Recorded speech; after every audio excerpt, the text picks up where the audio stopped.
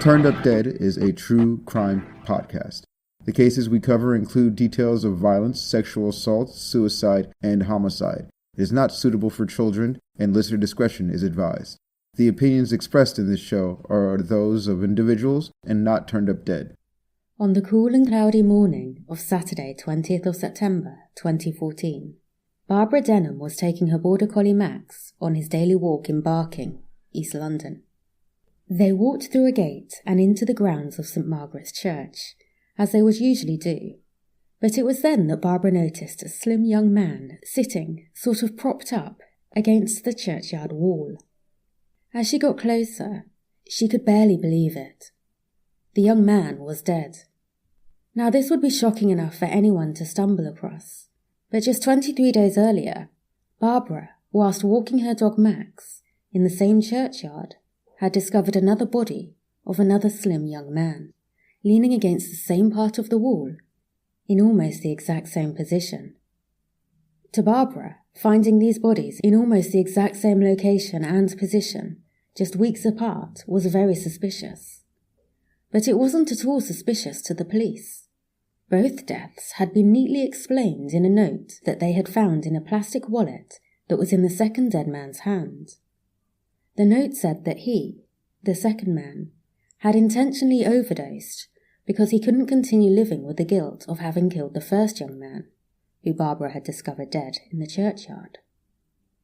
When the discovery of the second body was reported in the news, a very worried live man called police and asked if the 3 men found dead in Barking had been murdered. Police assured him that they hadn't. The man on the phone hadn't made a mistake. Barbara hadn't found the first and second dead young men in Barking. She had found the second and third. The police had made a number of mistakes. All 3 men had been murdered, by the same man. The first dead young man had been found a 5-minute walk away from St. Margaret's Church, just 3 months earlier. He was found right in front of the apartment of the man who had killed him, and this man had even been charged with perverting the course of justice in connection with the death, but police wouldn't even start to investigate any of the first 3 men's deaths as suspicious until the body of a 4th young man was found in Barking, right next to St. Margaret's Church. Welcome to Turned Up Dead. I'm Fiona. The true crime story I'm going to tell you today is of the deaths of Anthony Walgate, Gabriel Kovari, Daniel Whitworth, and Jack Taylor. Although there are no details and there's nothing graphic, this episode does mention rape and suicide. I started in the middle, so let's go back to the early hours of Thursday, June 19th, 2014.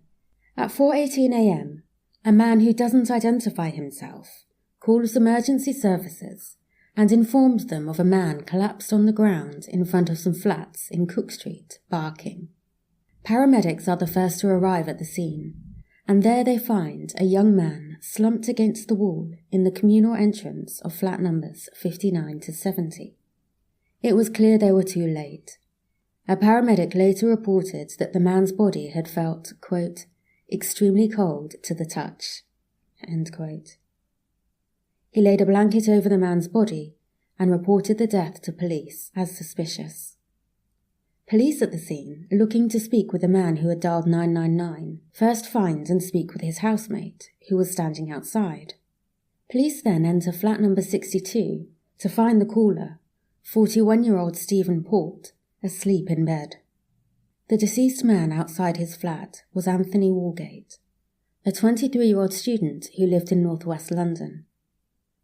Anthony was found with the zip of his jeans undone and his underwear inside out and back to front. He was wearing a t-shirt that was far too big for him, and his clothing was pushed up, exposing his midriff. Anthony's phone was missing, but there was a black holdall beside him, and in that police found a small brown bottle containing a small amount of liquid. This was later tested to be GHB. GHB is used legally to treat narcolepsy, the chronic sleep disorder that causes extreme tiredness and makes sufferers suddenly fall asleep. However, because of its ability to make users feel euphoric and reduce people's inhibitions, it's often used illegally as a club drug and during sex. But it's very easy to overdose on GHB, which can lead to unconsciousness. Hence its darker known use as a date-rape drug. Overdosing on GHB can also cause coma and death. In the UK, illegal drugs are categorised into 3 classes. Apparently this is according to how dangerous the drug is to the user and the impact it can have on society. Class A drugs are supposedly the most dangerous and most harmful drugs. Class B drugs are in the middle, and Class C drugs are supposedly the least dangerous and least harmful illegal drugs to society in the UK. In the UK, GHB is currently classed as a Class C drug. This does mean it's illegal to possess or sell it, but it's on the lowest tier, which may well cause people to believe that it's safer than it really is. I mean, it can kill you. That's pretty dangerous. Personal possession of GHB could get you up to 2 years in prison, or an unlimited fine, or both. Dealing GHB can get you up to 14 years in prison, or an unlimited fine, or both. Marijuana, however, is classified a Class B drug, which makes no sense to me. Too much weed alone isn't going to put you in a coma or kill you, and I've never heard of it being used to sexually assault people on a regular basis.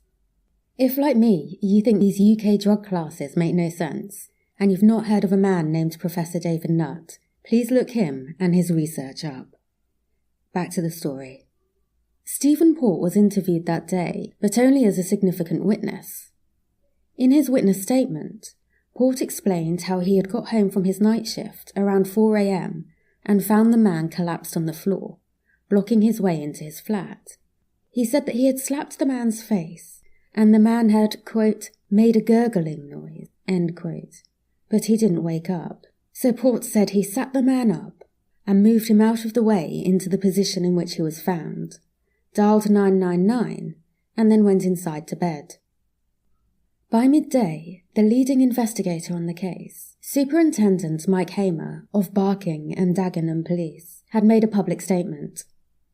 He said, quote, "At this early stage, we are keeping an open mind with regards to this death that is being treated as unexplained, and any information the public can provide will assist us." End quote. At this stage, police believed they knew Anthony's identity, but they hadn't yet been able to contact his family.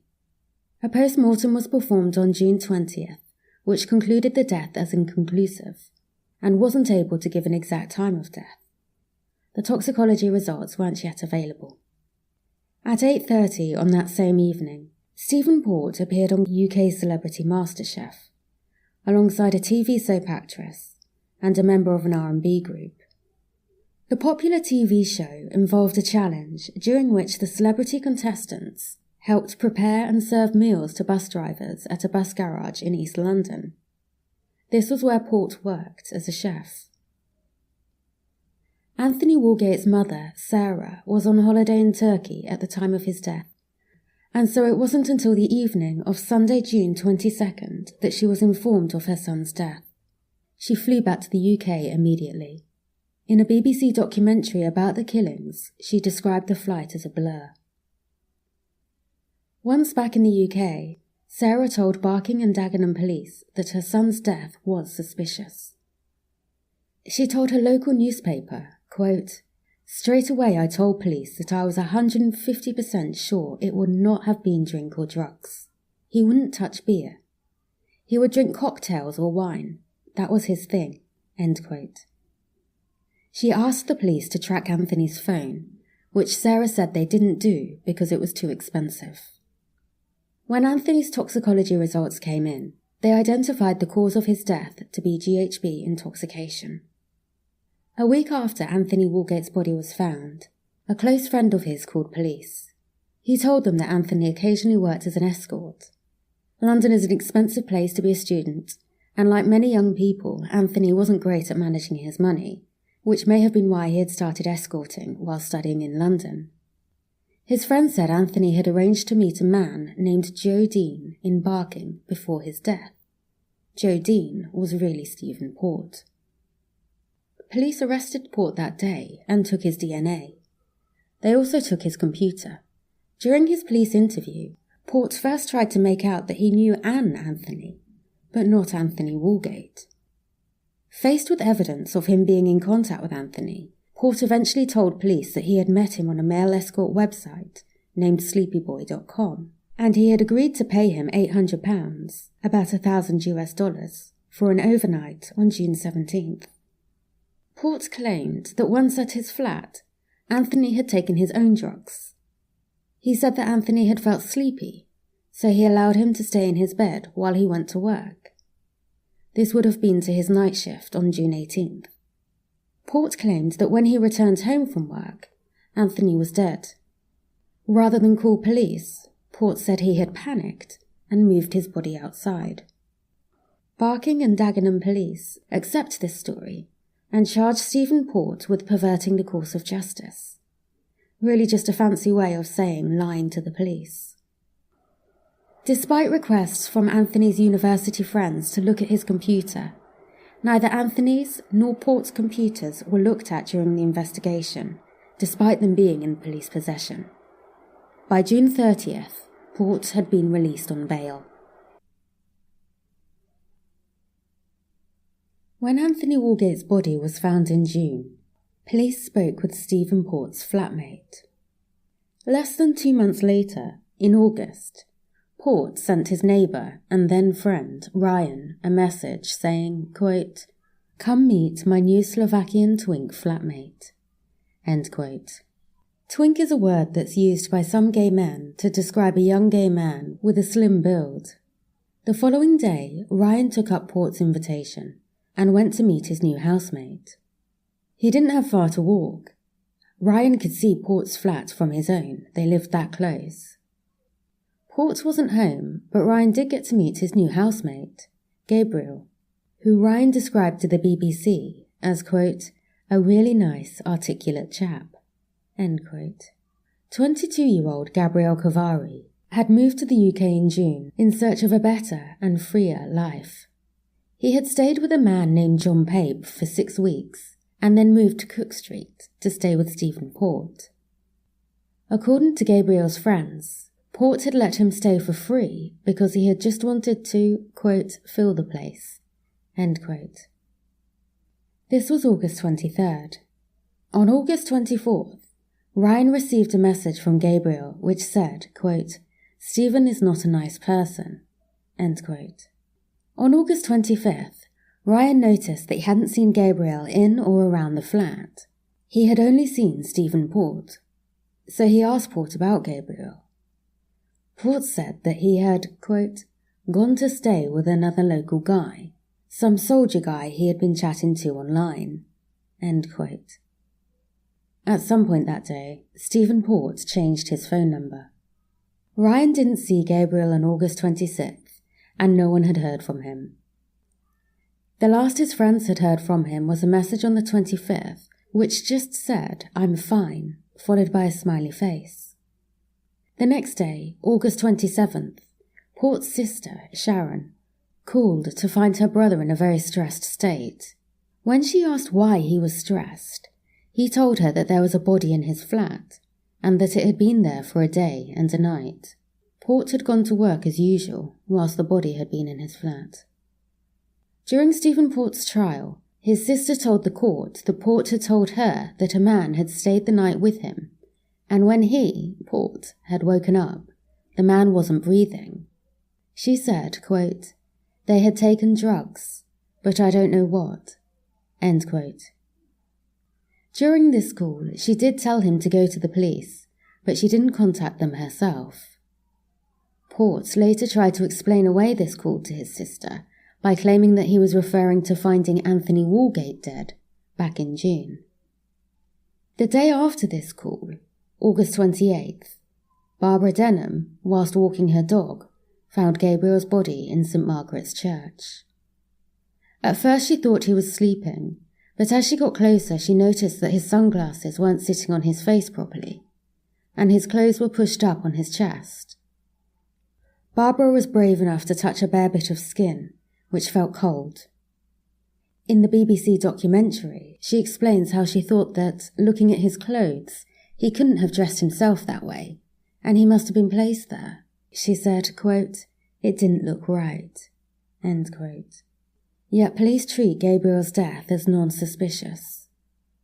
Police visit John Pape, who was the man Gabriel had stayed with prior to moving to Cook Street with Stephen Port. They inform him that Gabriel had been found dead in a cemetery in Barking. Unlike police, John Pape wanted to understand what had happened, so he typed "unexplained deaths in Barking" into Google. The top search result, and still is at the time of recording, was a news article from the Barking and Dagenham Post titled "Man Dies in Unexplained Circumstances in Barking." By this time, the article was a couple of months old, from June that year, and it was about Anthony Walgate, not John's friend Gabriel. John read the article and then typed Cook Street, Barking into Google Maps. Upon seeing Cook Street so close to where Gabriel had been found, just a 5-minute walk away, John thought the circumstances were far too similar. But despite investigating both deaths, Barking and Dagenham police don't see a connection. On September 10th, Gabriel's boyfriend, Thierry, noticed a man named John Luck had started to follow Gabriel on Facebook. Curious, he contacted John Luck and asked if he knew Gabriel. John Luck was really Stephen Port. Posing as John Luck and claiming to be a Californian ex-gay porn star, Stephen Port told Thierry that he had slept with Gabriel and that after spending 2 nights together at his place, an older Irish man named Tony had picked Gabriel up in a green Toyota. John Luck acted surprised to hear of Gabriel's death and asked, quote, "Will police want to speak with me, as my DNA would be on him?" End quote. A few weeks later, in September 2014, Port, using one of his many online profiles, met 21-year-old Daniel Whitworth on a website named FitLads. They arranged to meet on the 18th of September, and Stephen Port suggested they first go for a drink before heading back to his flat. In a message he sent to Daniel, Port said this was, quote, "So you know I'm not some psycho," end quote. Daniel lived with his boyfriend, a man named Ricky, who he messaged on the afternoon of September 18th, saying he'd be home late due to work. However, Daniel left work early and headed to Barking to meet Stephen Port. Despite his recent suspicions that Daniel might have been meeting other men, Ricky was concerned when he didn't return home that night. When Daniel's boss told him the following morning that Daniel hadn't arrived at work, Ricky reported Daniel was missing to Kent's police. Meanwhile, Stephen Port deleted his FitLads account. On September 19th, while posing as John Luck, Port mentioned a man named Dan to Thierry. He said that this Irish Tony had told him that Gabriel had attended a drug-fueled sex party with a man his age named Dan. According to John Luck, during these parties, older men, quote, "get young guys so high that they then just rape them," end quote. It's the day after this, Saturday, September 20th, 2014, at around 11:20 a.m., that Barbara found Daniel Whitworth's body in the churchyard. Speaking to the BBC, she said, quote, "When I looked and saw another young boy sitting in exactly the same position, in exactly the same place, it was a bit like déjà vu. I thought, I don't believe it." End quote. Daniel was found sitting on a blue sheet. A small bottle, the type that's often used to hold GHB, was found with him. His phone was missing, but clutched in his hand was an apparent suicide note. Daniel's family were informed of his death, and police told them that it looked like he had taken his own life by overdosing on drugs. His family are devastated and quite confused. His biological mother had taken her own life only a few months before Daniel's death. Daniel had come to believe suicide to be a selfish act. Because of this strong belief he had, his family found his apparent suicide very hard to accept. But the police had told them that there was a note, a handwritten note at that. Police did ask Daniel's family if they could identify the handwriting, but when his family looked at it, they weren't sure if it was his writing or not. This was 2014, Most 21-year-olds weren't handwriting letters to their families, and so the only recent sample they could find of Daniel's handwriting to compare it to was in a birthday card he had sent, which didn't contain much writing. The police had also only shown Daniel's family the very end of the suicide note, so they only had 2 very small samples of handwriting to compare. Had police shown his family the whole letter, they might have raised concerns about it sounding nothing like their son, but police didn't show them the letter. During Daniel's autopsy, a pathologist noticed bruising under both arms that, quote, may have resulted from manual handling prior to death, end quote. But despite this, the police settled for the story given in the suicide note. The note said, quote, I'm sorry to everyone, mainly my family, but I can't go on anymore. I took the life of my friend Gabriel Klein. We was just having some fun at a mate's place, and I got carried away and gave him another shot of G. I didn't notice while we was having sex that he had stopped breathing. I tried everything to get him to breathe again, but it was too late. It was an accident, but I blame myself for what happened, and I didn't tell my family I went out. I know I would go to prison if I go to the police, and I can't do that to my family, and at least this way I can at least be with Gabriel again. I hope he will forgive me. BTW, please do not blame the guy I was with last night. We only had sex, then I left. He knows nothing of what I've done. I have taken what G I have left, with sleeping pills, so if it does kill me, it's what I deserve. Feeling dizzy now, as took 10 minutes ago, so hoping you understand my writing. I dropped my phone on the way here, so it should be in the grass somewhere. Sorry to everyone. Love always, Daniel P.W. It was when he heard about Daniel Whitworth's death that John Pape called the police and asked them if the 3 men had been murdered. The police said that they hadn't. Because John Pape wasn't family or next of kin, the police weren't able to tell him much about Gabriel's death, so he had then contacted Thierry, Gabriel's Spanish partner. Thierry informed John Pape about his interactions with John Luck, which further raised John Pape's concerns. So he got back on the phone to Barking and Dagenham police to inform them of John Luck's story of sex parties. But there was no one there to speak with him at the time, and no one responded to the message that he left. John Pape didn't stop there. He contacted UK-based LGBT+ magazine, Pink News, and LGBT+ anti-violence charity, Gallup. Both organisations then contacted the police, only for them to be told that Anthony's death wasn't linked to the others. So police had seemingly settled on believing the apparent confession suicide note, and weren't investigating any other possibilities, as on September 23rd, the Barking and Dagenham Post reported, quote, police are investigating a possible link between 2 unexplained deaths at St Margaret's churchyard, end quote. But it also said, quote, police are not currently looking for anyone else in connection with the deaths, end quote. On the same day this article was published, John Luck sent the following message to Thierry, quote, maybe Dan knew what happened to Gab and could not live with the guilt, or something like that, end quote. The news that Daniel was found with a suicide note hadn't yet been made public. The next day, a detective responded to an email Thierry had sent that had contained a news article about Anthony Walgate's death. The detective said that it had nothing to do with Gabriel or Daniel's deaths. He then asked Thierry to get John Luck to contact him. Thierry had already given the detective information about John Luck and a link to his Facebook profile. Throughout these cases, the victims' families and friends seemed to be doing more police work than the police whose job it was. By September 29th, John Luck, of course, hadn't called the detective. At 6 p.m, the Barking and Dagenham Post published an article with some very interesting quotes from Detective Chief Inspector Tony Kirk, the lead detective on Gabriel and Daniel's cases. I don't know if this was the detective that Thierry had been in contact with, but it is a possibility.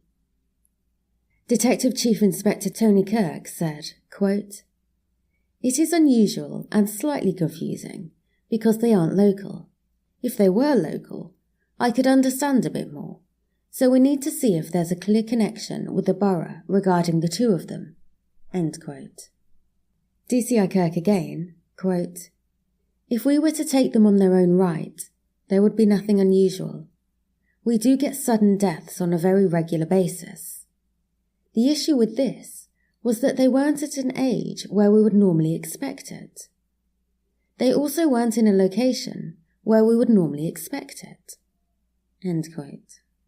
But he then says, quote, "But on the same note, there's nothing at the moment suspicious about any of them." End quote. No detective working on the case ever tried contacting John Luck themselves.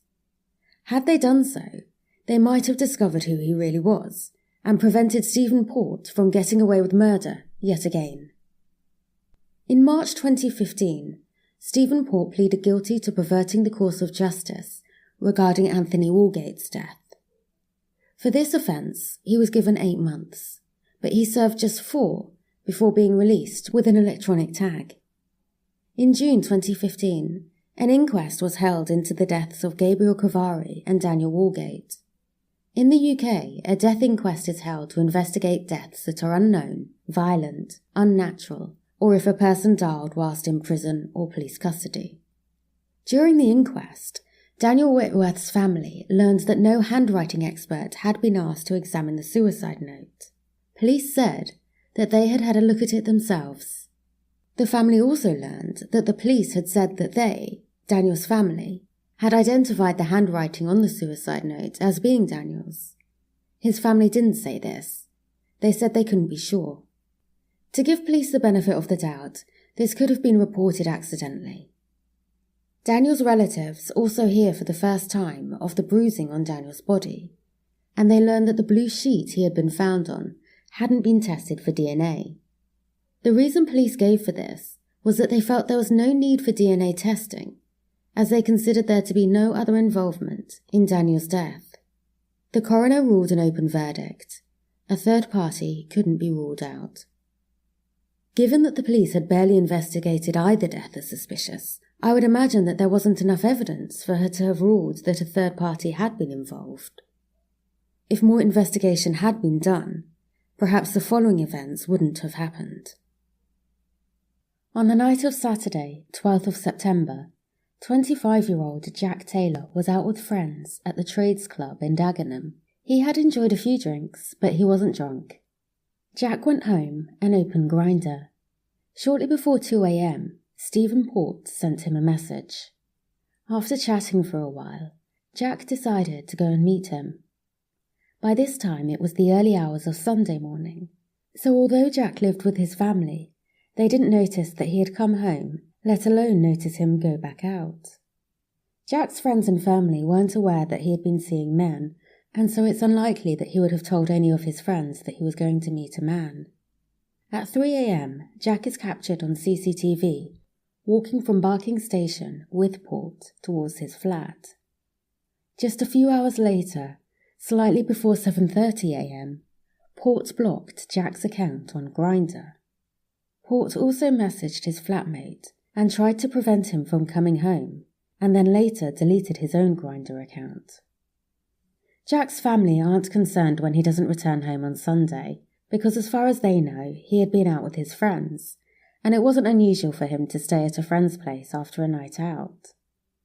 On Sunday night, Stephen Port moved Jack's body to St Margaret's churchyard. By Monday, September 14th, Jack's family were now feeling quite concerned, so they reported him missing. That same morning, Jack's body was discovered by an unnamed person. He was leaning against the same wall that Gabriel and Daniel had been left against, but on the other side, just inside the grounds of the old abbey rather than in the churchyard. His shirt was pushed up above his stomach. In one pocket there was a small brown bottle, and in another there was an unused syringe. His phone was missing. Whilst Jack's mother is talking on the phone to his sister, Donna, the police arrive at her house. They ask her if she's Jack's mother. When she says she is, they bluntly tell her, "Your son's dead." When she heard her mother scream, Donna said she slid down the refrigerator onto the floor and sat there in tears. Jack had 2 younger sisters, Donna and Jenny. If it weren't for them, it's very likely that Stephen Port would have gotten away with not only Jack's, but Anthony's, Gabriel's, and Daniel's murders. And he could easily have, and in my opinion would have, gone on to kill again and destroy even more lives. When toxicology results came back, they showed a mixed drug and alcohol overdose to be the cause of Jack's death. To police, this aligned with the drug paraphernalia found with Jack's body, and with no obvious marks or wounds to his body, police treated Jack's death as non-suspicious. Jack's sisters knew that there was more to their brother's death than a self-administered overdose. Their brother didn't use drugs, and it was extremely unlikely that he would ever use drugs because he was very strongly anti-drugs, so they started investigating. And just like John Pape had done previously, Donna and Jenny come across news articles about the other young men who were found dead around St. Margaret's churchyard and noticed the obvious similarities. So they call Barking and Dagenham police and raise their concerns. The police tell them that there's no connection between Jack's death and the deaths of the other men. 2 weeks after Jack's body is found, around September 28th, Jack's family learned that police have CCTV footage of Jack, captured in the early hours of the morning of his death, which shows Jack walking with an unknown man around Barking Station. When they asked police who the man was, the police told them that they didn't know. Police go on to explain that in some CCTV footage taken from later that morning, Jack is seen walking alone, so there was no need for them to identify the man. Donna and Jenny put pressure on police to release the footage so the men can be identified. But because police don't find Jack's death suspicious, they don't release the video. Less than a fortnight after this, the police realise that Jack wasn't ever seen alone on the cameras. The person seen walking alone had been somewhere else. Jack and the unknown man, who we know to be Stephen Port, had been together all along. On Tuesday 13th of October, the police finally released the CCTV footage and asked for the public's help in identifying the man. On the morning of Thursday 15th of October, Stephen Port is identified as being the man seen with Jack on CCTV. The person who identified him was actually a Barking and Dagenham police officer. By that afternoon, Port had finally been arrested on suspicion of causing the deaths of Anthony Walgate, Gabriel Cavari, Daniel Whitworth, and Jack Taylor. The case was then passed from the Barking and Dagenham Police to London's main Metropolitan Police Homicide and Major Crime Command. That evening, Port begins 4 days of police interviews. In the first interview, he denies having any involvement in the death of Gabriel Cavari. When the interviewing officer asks, "Were you involved in administering any drugs or poisons or noxious substances to him?" Port doesn't directly deny it, and instead replies, quote, "No, I don't administer drugs to anyone," end quote. And then, without further questioning, says that somebody else does that, Daniel. Port then tries to make out that he's not sure if it's even the same Daniel, but he does say that the name Whitworth rang a bell. Some of these interviews are on YouTube, so you can see them for yourself. I found the video of what I'm going to tell you about quite disturbing. The interviewer shows Stephen Port a photograph of Jack Taylor and asks if he recognises him. Port slides the photograph closer to himself and looks at it closely for almost 20 seconds before finally answering, quote, "I don't recognise him," end quote. He briefly leans away before getting closer again. He then moves back and says, quote, "I don't pay full attention to guys' faces at parties," end quote. He then pushes the photo away a little, but pulls it back towards himself again and continues, quote, "But I don't recognise his face," end quote. He takes nearly a minute to say this, and the whole time Port is just staring at the photo. In his interview the following day, Port is shown a map which shows his flat, St Margaret's Church, and the abbey behind it. When asked if he had been in the grounds behind the church, where the old walls are, Port replied, quote, "Oh, no. Looks spooky, so I wouldn't go there." End quote. The police officer replied, quote, "You've never been there. In all the 8 years you've lived across the road from there." Port not only denied ever being there, but he acted unaware of the bodies being found there. Port also went on to deny writing the suicide letter, despite the handwriting being very similar to his own. A handwriting expert later matched Port's writing to the suicide note, and the paper it was written on had come from his flat. In light of this evidence, Port changed this part of his story and claimed that Daniel had dictated it to him.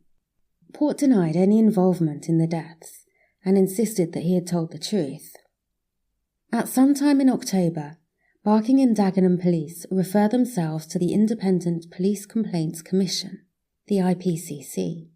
The IPCC was a public body established in 2004 to investigate any possible shortcomings made by police. The IPCC started an investigation into the actions of 17, mostly Barking and Dagenham police officers. 16 of these 17 officers answered no comment when they were questioned. Stephen Port's 6-week trial was held at the Old Bailey in November 2016. During the trial, Port maintained his innocence and repeated the version of events he gave in his interview upon arrest for murder. He avoided looking at any of the victims' families throughout. On 23 November 2016, the jury returned a verdict of guilty to all 4 murders by a majority of 11-1. On the 25th of November, Stephen Port was sentenced to a whole life sentence for the murders of Anthony Walgate, Gabriel Klein, Daniel Whitworth, and Jack Taylor. In his sentencing remarks, Mr. Justice Openshaw said, quote, "I have no doubt that the seriousness of the offending is so exceptionally high that the whole life order is justified. Indeed, it is required. The sentence, therefore, upon the counts of murder, is a sentence of life imprisonment. I decline to set a minimum term. The result is a whole life sentence, and the defendant will die in prison." End quote. When news of Port's arrest became public, other men came forward and bravely told their stories of being drugged and raped by Port. So in addition to the murders, Port was also tried for attacks on 8 other men. In the UK, the maximum sentence for rape is life imprisonment, and this is what Port was handed. Mr. Justice Openshaw noted that life imprisonment, quote, "is the only appropriate sentence to mark the gravity and depravity of these offences." End quote. The maximum sentence for administering a substance with intent is 10 years, and Port got that too. In total, Port was found guilty of 22 offences that included murder, rape, and administering a substance with intent. He was acquitted of all charges regarding an additional man.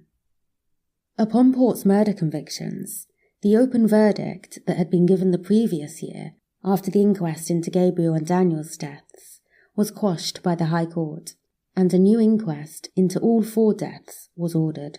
Unlike the previous inquests, this inquest would have a jury who will be asked to consider if there were any police failings and whether police prejudice, namely homophobia, played a part in Stephen Port not being stopped much sooner. In January 2018, the Independent Police Complaints Commission became the Independent Office for Police Conduct, the IOPC. The IOPC concluded the investigation into the 17 officers who worked the initial unexplained death cases. No police penalties were called for, and no police officers were disciplined. In a statement to the BBC, the IOPC said, quote, "While we agree none of the officers involved in these investigations may have breached professional standards justifying disciplinary proceedings, we will be making a number of recommendations to the Metropolitan Police to address some of the systematic failings our investigation identified." End quote. The IOPC noted, quote, "They will now be required to improve their performance." End quote. After Port's trial, Commander Stuart Cundy from the Homicide and Major Crime Command told reporters, quote, "The evidence we have heard at the trial of Stephen Port does identify that there were potentially missed opportunities." End quote. On her experiences with Barking and Dagenham police, Anthony Walgate's mother, Sarah, said, quote, "It was so hard to get any information, and they just refused to investigate it. They were appalling." End quote. She also said, quote, "We were told time and time again nothing to investigate." End quote. Sarah's son, Anthony, was 23 years old when he was killed. He was from Hull, but he was living in London while he studied fashion at the University of Middlesex. He loved to make people laugh. A friend described him as a friend like no other. His mum said he had a zest for life, and she has no doubts that he would have succeeded as a designer. John Pape believes that police prejudice did play a part in the deaths not being fully investigated. He told the BBC, quote, "If they had questioned as a detective should do, if they had emphasised with the victims, then they would have connected them, and Stephen Port would not have been allowed to kill Jack Taylor." End quote. Gabriel Cavari was 22 years old when he was killed. Not so much is known about him as he had only been living in the UK for just a few months. But by 22, he had already graduated university and left his home country, Slovakia, in hope of a better future. So it seems to me that he was following his dreams and would have gone on to be successful in life. In her victim impact statement, Amanda Pearson, Daniel Whitworth's stepmother, said, quote, "We had a rich and fulfilling life ahead of us with Daniel. Of that much I'm sure, and it has been stolen from us. I cannot possibly describe the hole this has left us." End quote. Daniel Whitworth was just 21 years old when his life was taken. His father, who raised him alone, was left childless, and his grandmother, who he was so close to, lost her only grandchild. Daniel loved his job as a chef in Canary Wharf, and looking at photos and comments from those close to his, I think it's clear that Daniel would have gone far in life. Daniel was a great friend, and he was very much loved by his family. Jack's sisters believed the deaths would have been taken more seriously if they had been young women, not men. They said, quote, "We felt from the beginning it was just another one, and nothing was taken seriously." End quote. Donna told the BBC, quote, "It's awful, because if they had done what they were supposed to do and looked into things slightly different before, then Jack would still be here, and maybe even possibly some of the other boys." End quote. Jack Taylor was 25 years old when he was killed. He loved his job as a forklift truck driver, and he lived in Dagenham with his parents and older sisters. More than 300 people attended Jack's funeral, and it's clear from the footage of his family that they're incredibly close. The inquest with the jury was due to start in January 2021, but was delayed due to the pandemic. As of the time of recording, in June 2021, a new date for it to start has not yet been arranged. I'm going to share a few thoughts about the case. I have no background in law or law enforcement. These are just my own personal opinions based on what I've read. I personally believe that the police did fail these 4 men, and at the very least are guilty of making a succession of errors. I want to share some thoughts I had about the 999 emergency call that Stephen Port made to report Anthony's death. If you want to hear the full call, I've included a link in the sources, which you can find at turnedupdead.com. The call starts with the operator saying, quote, "Emergency ambulance, what's the address of the emergency?" End quote. Stephen Port answers, quote, "Cook Street. There's a young boy. Looks like he's collapsed outside. I don't know." End quote. Port gives the street name freely enough. However, he later gives the wrong flat numbers, which if I were a police officer, I would find suspicious once I know that it was actually outside of his own flat. If he had nothing to hide, why give the wrong address? He kind of contradicts himself in the call as well. He first says it, quote, looks like he's collapsed, end quote, and then follows it with, I don't know. But then moments later, he says, quote, looks like he's collapsed or had a seizure or something, or he's just drunk, end quote. That's a lot of ideas for someone he doesn't know. I also find it interesting that he didn't offer drug use as a potential cause. I think I would have thought of that way before thinking that a seizure might be the reason for a 23-year-old to have collapsed. When asked to give the phone number he was calling from, Porch replied, quote, I'm just going to get in my car. I've got to get to my car, the parking, end quote. This is very uncooperative. I can't think of too many reasons an innocent person wouldn't give their number. Maybe if they were in the country illegally, or perhaps worried about another crime. When asked again what number he was calling from, Port hung up, which was extremely uncooperative. So of course they called back. When asked to confirm the location, Port replied that he had driven away. The emergency call operator continued to ask about the location, and specifically what door number. Port said he didn't know the door number, to which the operator responded, You said 47 before. Port agrees with this. To me, Port seems really evasive in this call. It's like he was ready to give his story. Someone's collapsed, maybe from a seizure or from drinking, but he doesn't know any more than that, and he doesn't seem prepared when he's questioned further. The end of the phone call goes as follows. The operator is first. How old did he look roughly, sir? 20. Do you know if he was awake? No. Do you know if he was breathing? No, I don't know. Did you see anything happen at all? No. You just think he's possibly had a seizure. He was lying there on the floor. Yes. Some of the things I mentioned could be explained by the first story Stephen Port gave of finding Anthony collapsed outside his doorway. The fact that he moved him outside wouldn't make me very suspicious as such. It shows that Port is a horrific person, but this is London. So I find moving a collapsed person from your doorway and then going inside to bed a realistic enough sounding story. I think there was something else that the police missed here as well. Port claimed that the man had made a gurgling noise. But do you remember what the paramedic said? He said Anthony's body was extremely cold to the touch. I don't know what time the paramedics arrived, but I find it hard to believe that it would have been long enough for a person to go from being alive, making gurgling noises, to being dead and extremely cold to the touch. I believe the police were more ready to accept the story that Port gave them once they knew Anthony was working as an escort. I personally think that sex work should be legalised in the UK, and I think it's pretty ridiculous to try to control who grown adults choose to have sex with and for what reason. It's like they're saying you can have sex for love, or lust, or to get your partner to wash the dishes, but not for money. As we all know, sex workers are often treated as lesser by police, not only in the UK, but around the world. And if you happen to be a gay, transgender, or ethnic minority sex worker, you're sadly often seen as even less important. In the BBC documentary, Barbara Denham explained how she thought that, looking at Gabriel's clothes when she found him, that he couldn't have dressed himself that way, and that he must have been placed there. She said it didn't look right. If she could see that, why didn't trained police think the same?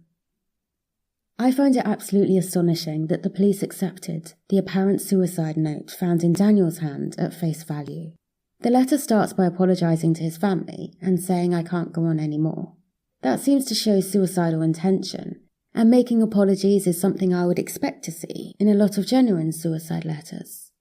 However, no family members are named, or even the words mum, dad, or grandma. Daniel was apparently very close with his grandmother, so it might have seemed odd for her not to have been mentioned if his family had been shown the full note. When they were eventually shown the full letter, they did comment that it sounded cold. A big part of the note was an explanation of Gabriel's death. I don't think this is too strange in itself. Guilty people do make deathbed confessions. Though I do think that when compared to such little said to his own family, it is a bit strange. During the confession, the note again mentions his family. It says, quote, I didn't tell my family I went out, end quote. Isn't he writing to his family? Why doesn't it say, "I didn't tell you I went out"? If the family had been shown the letter in full, they might have noticed this as suspicious. Daniel didn't live with his family. He had left his family home years before and was living with his boyfriend at the time of his death. So if Daniel had written this, wouldn't it have been more likely to say, "I didn't tell my boyfriend I went out"? But that would still be incorrect, because he sent his boyfriend a message saying that he'd be back late. The line, "I can at least be with Gabriel again," would make you think that him and Gabriel were close, and I imagine this is what the police thought too. But the police were unable to find any connection between Daniel and Gabriel. They weren't friends on social media, and neither Daniel nor Gabriel's other friends had heard of the other man. One line that really stood out was when he asked not to blame the man he was with last night, that being Stephen Port. In British English, the word dodgy is used to describe something that can't be trusted or might be dangerous. I would describe the following sentence as dodgy. Quote, "BTW, please don't blame the guy I was with last night. We only had sex, then I left. He knows nothing of what I have done." I mean, it sounds like something from a really bad movie or play that was included to point towards the real killer, in a really obvious way. But I guess Barking and Dagenham police weren't watching enough bad movies or plays, because this doesn't seem to set off any alarm bells for them. When Daniel's family eventually saw the full letter and read that Daniel was with a guy the night before his death, they asked the police who this guy was. Barking and Dagenham police told them that they didn't know. This is really frustrating because they could have found out. The blue sheet Daniel was found sitting on and the plastic wallet the note was in both contained Stephen Port's DNA. And if you remember, Port's DNA was taken after Anthony Walgate's death, so it was on file. But the police didn't test the blue sheet or the plastic wallet for DNA. The police said that they had felt no need to run DNA tests on the blue sheet, as they considered there to be no other involvement in Daniel's death. But isn't that the definition of having blinkers on? And I don't know, I'm not a cop, but wouldn't testing, even if to rule out other possibilities, been a good thing to do? The line about dropping the phone sounds odd to me too. If he had said that he had lost his phone, I'd buy that. But it says dropped, not lost. So why wouldn't they have just picked it up when it was dropped? It seems odd to me to include an explanation of dropping the phone and then an idea of whereabouts it should be. To me, this sounds like maybe they want the phone to be found. I couldn't believe it when I read that a police detective had asked Thierry to get John Luck to contact him. I mean, that's just lazy. After Port's trial, Commander Stuart Cundy from the Homicide and Major Crime Command commented that, quote, "there were potentially missed opportunities," end quote. If you ask me, that's one hell of an understatement. What struck me when I first saw the photographs of Anthony, Gabriel, Daniel and Jack was how young they all look. I don't know how you can look at these young men, listen to what their friends and family are telling you, ignore evidence that was not only right in front of you, but given to you by the victims' friends and families, and then pretty much turn around and say, nothing to investigate, job done. The outcome of the 2018 investigation into the officers on the original case, to me sounded like, yeah, there were failings, but nothing bad enough for any repercussions. We'll tell them to do better next time. How badly would these police have to have done their jobs to warrant disciplinary proceedings, according to the IOPC? As I said before, there is another inquest that was due to start, and this one will have a jury, so I hope that there's a better outcome for all of the victims' families. Thank you for listening to this episode of Turned Up Dead. All sources for this episode can be found at turnedupdead.com. Remember, if you listen carefully, even the words of liars will tell you the truth. If you have enjoyed this episode, please leave a 5-star review. And if you really enjoyed the show, you can buy me a coffee at buymeacoffee.com/turnedupdead.